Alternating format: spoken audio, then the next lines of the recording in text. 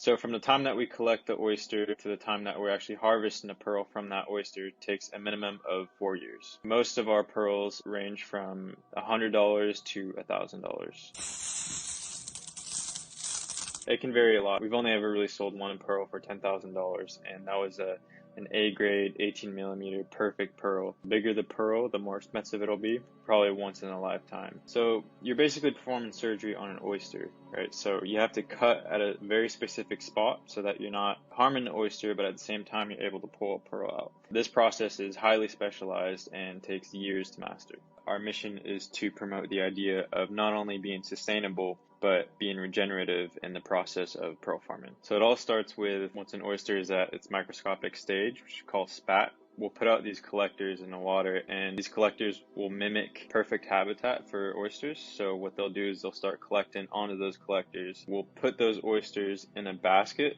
for about 3 years. Once they're about 3 years old, they'll be ready for the grafting process. We'll have a small nucleus, which is made of recycled shell, and we'll place that nucleus inside the oyster at a very specific spot. And then after a year, we'll pull them back out of the water and they'll be ready for harvest. So once the first harvest is done, we can actually regraft that oyster and we'll put it back out into the ocean, and every year we'll be able to get a pearl from that same oyster. There's 5 main categories of pearls. There's rounds, there's semi-rounds, baroques, semi-baroques, and circled.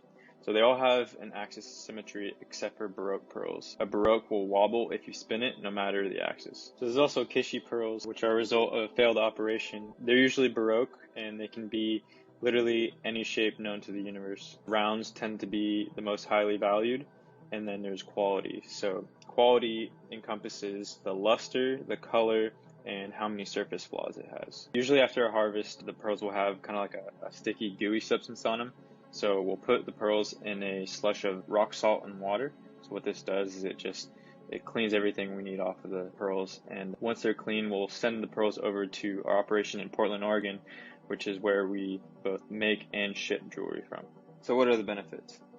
So you really want to clean your oysters about 1 to 3 months to keep them healthy. And what a lot of farms will actually do is they'll actually pressure wash their oysters, which is really bad. What that does is it releases all this gunk into the water, and that reduces the overall health of the lagoon pretty drastically.